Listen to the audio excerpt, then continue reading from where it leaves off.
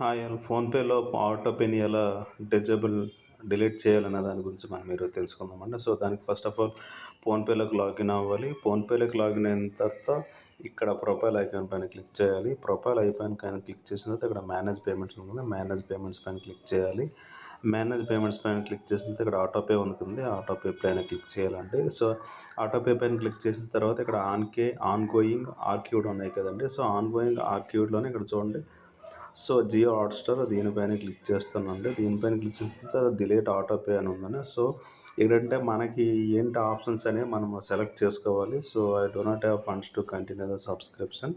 So, I'm clicking on the proceed. So, delete auto pay అని డైరెక్ట్‌గా చేసుకోవాలి. So, confirm.